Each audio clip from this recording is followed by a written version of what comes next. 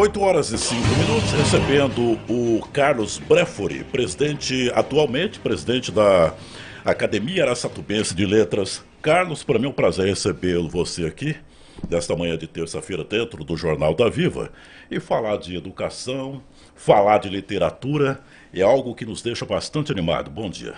Bom dia, Márcio. Tá tudo bem? Tudo tranquilo. Legal. O Carlos é formado, o Carlos é professor. Eu gostaria de conhecer um pouco mais o Carlos. A sua formação, Carlos, só para o nosso ouvinte. Certo. Eu sou licenciado em letras, né? Me formei aqui pela Unitoledo de Araçatuba.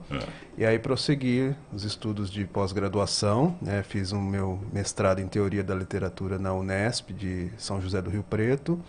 E depois o doutorado e o pós-doutorado em Teoria Literária e Literatura Comparada na USP.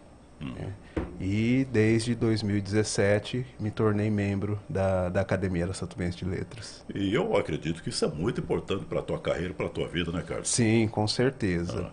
A academia é um polo cultural aqui na região, né?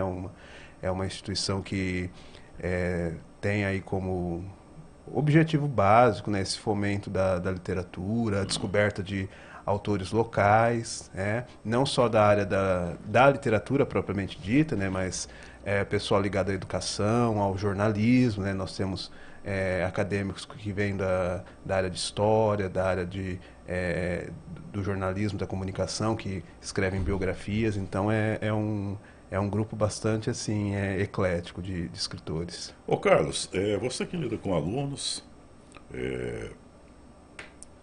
tem no seu dia a dia a educação, a literatura. Como é que você vê hoje a educação no Brasil? Entra governo, sai governo, e aí quando vai fazer uma avaliação da educação no Brasil, o Brasil está sempre lá atrás. Sim. O Brasil não consegue superar suas mazelas, seus problemas. Uma hora fala que não tem recurso da formação do professor, daqui a pouco fala que o aluno não tem motivação para permanecer na sala de aula por questões outras. Qual que é a leitura que você tem hoje da educação? O que poderia ser melhorado dentro daquilo que você acha que é importante para o aprendizado do aluno? Nós estamos vivendo um momento assim, de uma transição bastante profunda, né? Desde o final do governo Temer, que foi instituída a nova BNCC, que é a Base Nacional Comum Curricular, que traz aí várias modificações, né, em especial para o ensino médio, que é um setor mais delicado, porque é o pessoal que já está aí às voltas com o vestibular, com a escolha de carreiras, né? Mas a base atinge a todos os segmentos, desde a educação infantil, né, até o médio. E me parece um texto bastante interessante quando, né, a escola se propõe a seguir essas orientações, essa nova abordagem do ensino, então enxergar o aluno aí como um sujeito atuante, as necessidades que esse aluno tem frente ao novo milênio. Então, se a gente pensar, por exemplo, na área de língua portuguesa, não é simplesmente mais só um estudo de gramática, mas é esse olhar para a comunicação. Então você vai pensar num aluno que interage com a língua materna, mas que interage também com as várias mídias, né, que vai entender o que é um veículo de comunicação, um telejornal, um jornal impresso, os vários portadores textuais aí, né, da linguagem jurídica, linguagem comercial. Então, me parece que a base vem colocar esse aluno mais diretamente em contato com a realidade, né, o mundo que nós vivemos. Infelizmente, houve aí a pandemia e isso prejudicou muito essa transição. Foram praticamente 2 anos de ensino online ou híbrido e agora nós vamos precisar de um bom tempo aí para resgatar essas perdas, né? Embora a gente saiba que o ensino online é uma possibilidade, mas nós estamos falando de crianças, né, desde a fase da alfabetização, que não tiveram aquele contato direto com o professor por pelo menos 1 ano e meio. Então, né, esses frutos ainda nós vamos colher por um bom tempo, né? Eu trabalho também diretamente com a formação de professores e eu vejo essas angústias, né, dos alunos assim que estão saindo de um segmento, né, estão se formando aí no Fundamental 2, estão indo para o ensino médio, mas que viveram metade do ciclo escolar na era da pandemia. E aí, conteúdos que ficaram para trás, infelizmente, nem tudo pôde ser resgatado e por uns bons anos nós ainda vamos ter que fazer muitos ajustes em função dessa experiência atípica que nós tivemos. Hoje recebendo o Carlos Brefori, o novo presidente da Academia Araçatubense de Letras. Ô Carlos, você falou da pandemia e surgiu dentro do parlamento o homeschooling. Não sei se você ouviu falar. Sim, sim. O homeschooling, que é praticamente um ensino doméstico ali. Você acha que isso terá prosperidade, será próspero? Você acha que futuramente vai acontecer essa situação do aluno não precisar ir para a escola? Essa ideia de o aluno, de tirar o aluno, não necessariamente o aluno precisa ir para a escola, ele pode aprender em casa. Você acha que isso traz alguma modificação para o aprendizado dele? Você acha que não? O aluno necessariamente tem que ter um contato com os amiguinhos dele, com a professora, ter contato com a sala de aula, com a escola propriamente dita? Antes de tudo, a gente tem que pensar que a escola é um espaço coletivo. Então, o aluno está ali, em sala de aula, ele está aprendendo com as diversas disciplinas, com os professores, né, que são os seus tutores, mas as vivências com os colegas de sala, com crianças de outras séries, com os próprios funcionários da escola, desde o pessoal da limpeza, a mulher que atende na cantina, a secretária da escola. Isso são experiências de vida muito ricas. Então, essa parte, infelizmente, o homeschooling não tem como substituir, porque você acaba colocando a criança dentro de uma caixa, sob a supervisão da família, mas toda essa socialização se perde. Por outro lado, quando a gente pensa na questão pedagógica, a gente não pode perder de vista que o professor ele é um especialista. Então, o papel do professor é diferente do papel do pai e da mãe que está ali supervisionando uma educação doméstica. Os pais podem e devem sim auxiliar, mas o olhar didático, pedagógico, é o olhar do profissional da educação. É ele quem consegue detectar ali possíveis falhas.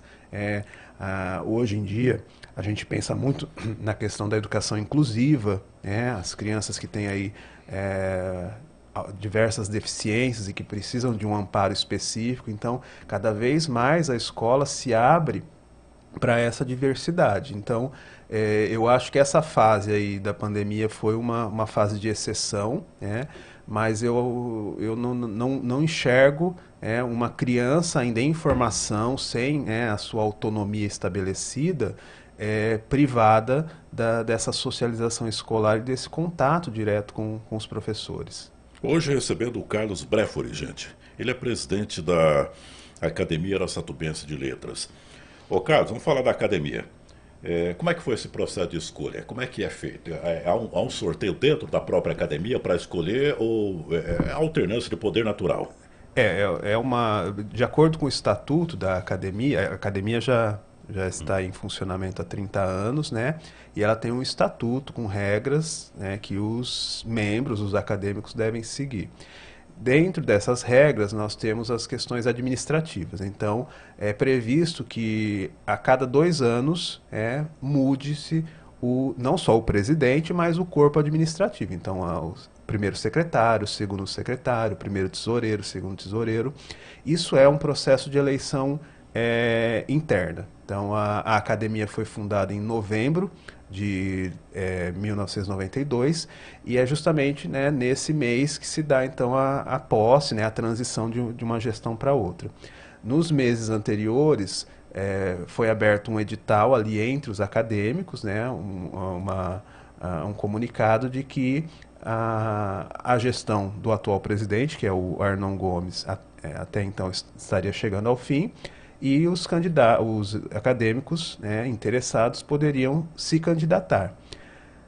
Passada essa fase, aí nós vamos ter a eleição propriamente dita. Então, os acadêmicos se reúnem, todos se conhecem, né, são 20 membros, então todos nós conhecemos os trabalhos uns dos outros, e aí, dentro dessa perspectiva de uma eleição, é escolhido aqueles que eles enxergam como sendo a melhor opção para o momento, né? No caso aí, então, finalzinho de outubro, né, foi a eleição, e aí eu fui escolhido como presidente. Agora, no dia 25, que foi a cerimônia de celebração dos 30 anos da academia, houve essa transição, então, né, a entrega do cargo, né, que passou do Arnon para mim. Eu estou olhando as fotos aqui, a foto do Carlos, da Fernanda Colli, né? Isso. Esse eu não conheço, o Carlos. Esse aqui eu não conheço. Esse é o Fernando Verga, da Fernanda Colli, o Fernando Verga e o Marcelo Teixeira. O Marcelo Teixeira aqui, ó. Isso, são os novos acadêmicos, certo. Porque três Agora, membros qual que é a tua se função ausentaram. enquanto presidente? Você tem atividades o ano todo? O que você promove? Sim, o que a sim. academia promove? Nós temos um calendário, que inclusive hoje temos uma reunião entre os membros e já vai ser apresentado o plano de trabalho para 2023.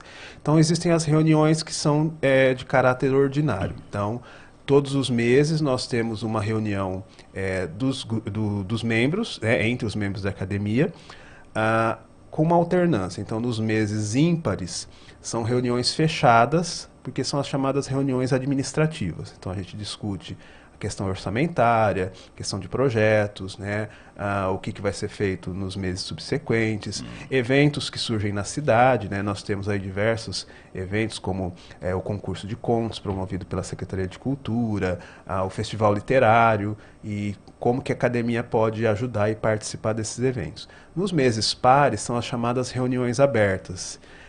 E aí o público, em geral, é convidado a participar porque são palestras, né? Algumas vezes oferecidas pelos acadêmicos, outras por convidados que nós trazemos para falar de educação, de cultura, de arte, né? Fora isso, nós temos as reuniões do grupo experimental, que é um grupo gerenciado pela Fátima Florentino, que é a presidente do grupo, e o acadêmico Hélio Consolaro, que é o supervisor, e é um grupo para escritores em formação, as pessoas que querem ingressar nesse universo das letras, que querem escrever poesia, contos, romance. Então são encontros mensais em que eles leem os textos, recebem dicas de língua portuguesa. Há espaço também para palestras, né? Esse mês mesmo o professor Tito Damaso vai dar uma palestra na reunião do grupo experimental falando sobre a escritura de poesia.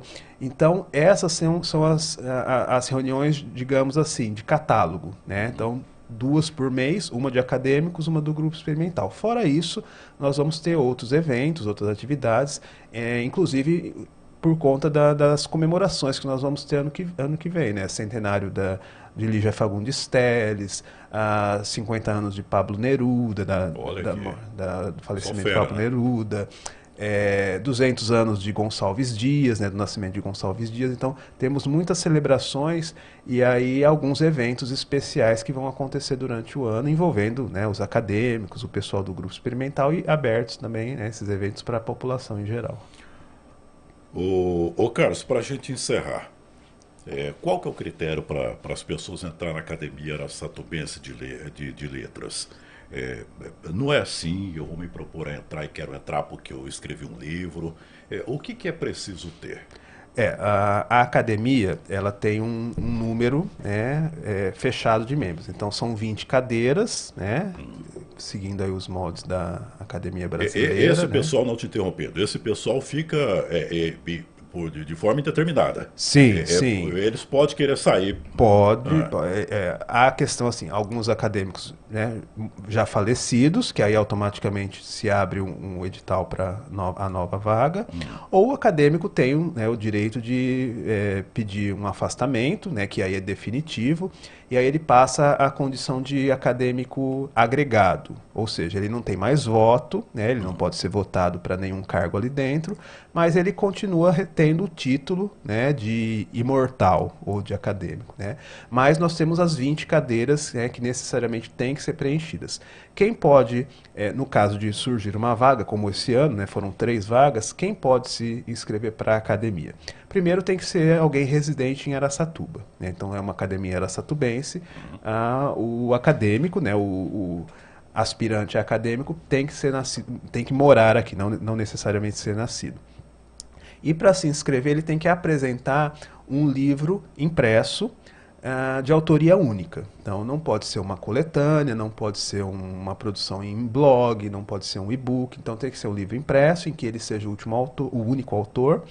E aí é um processo, né? Abre-se um edital público, um período de geralmente 30 dias para inscrição, em que ele vai preencher um formulário, vai entregar cópias desse livro para avaliação dos acadêmicos, e ele tem que ser apadrinhado, né? Então, um dos acadêmicos tem que escrever uma carta de recomendação indicando. Então, por exemplo, a Fernanda Colli, né, que foi eleita, eu a apadrinhei, então eu escrevi uma carta falando da produção dela, da atuação dela na área não só da literatura, mas também da educação.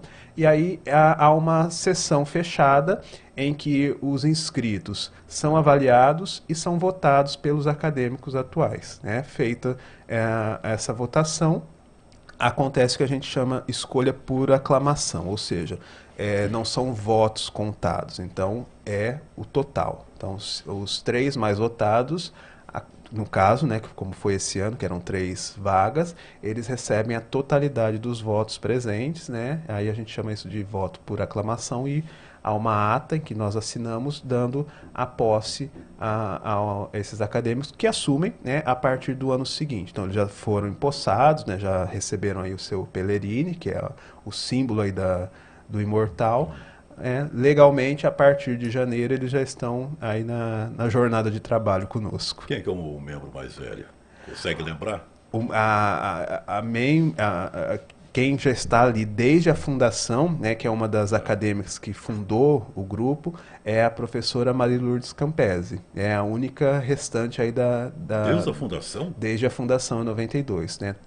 O primeiro presidente, né, o idealizador da academia foi o professor Célio Pinheiro, né, professor de literatura portuguesa durante muitos anos aqui na Unitoledo. E daquele grupo inicial, a Maria Lourdes Campese é a única que restou, né?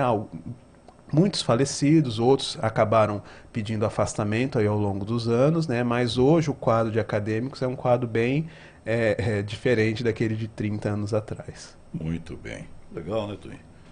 Falar de educação, falar de literatura. E a Fernanda falou, chama o Carlos lá que ele vai dar show. Obrigado, Fernanda. Eu tinha convidado a Fernanda, mas ela falou que não podia vir. Ela falou, vamos chamar o Carlos. Fala o Carlos que fala melhor que eu. Ô Carlos, eu quero te agradecer. E você sabe que a gente está sempre trazendo pessoas ligadas à educação aqui. E é importante a gente ouvir esses segmentos da sociedade. E você é um educador, né? E é importante a gente levar essa informação para o nosso ouvinte. Sim. E o ouvinte fica sabendo quem é o presidente da Academia Araçatubense de Letra devido à Rádio Viva, né, que te convidou eu agradeço pelo convite. Claro, futuramente a gente vai. Sim, com certeza. Vai te convidar. Queria só deixar para os ouvintes os nossos canais as nossas redes sociais. Então a academia tem um canal no YouTube, né? Só colocar lá Academia Araçatubense de Letras que encontra facilmente. Então, é um canal em que a gente divulga nossas palestras. E ela tem um prédio videoaulas. Sim. Nós temos um prédio que é ali na Joaquim Nabuco, né? De frente para atrás, na verdade, da rodoviária municipal, né? E a academia, então, está investindo muito nessa comunicação com a sociedade. Então, nós temos um canal no YouTube em que a gente disponibiliza videoaulas, conferências, palestras. Nós temos nosso canal no Facebook, no Instagram. O pessoal pode nos seguir, porque a gente está sempre divulgando os eventos por ali, né? Tanto pelo Instagram quanto pelo Face. E fiquem antenados, porque 2023 vamos ter muitas atividades abertas ao público aí, né? Pensando nessa ligação que a cultura tem que ter com a educação, a nossa ideia é fazer uma parceria aí com as secretarias de cultura, de educação e trazer muita coisa boa aí para a população. Muito bem. E é importante que as pessoas fiquem atentas, procure se informar, procure conhecer a Academia Araçatubense de Letras, vocês vão gostar. O pessoal de lá, os membros são muito inteligentes e vocês vão aprender muito com eles. Carlos Brefori, atual presidente da Academia Araçatubense de Letras, esteve hoje aqui no programa. Eu agradeço muito, nós agradecemos muito a tua presença e as portas da Viva estão sempre abertas para vocês.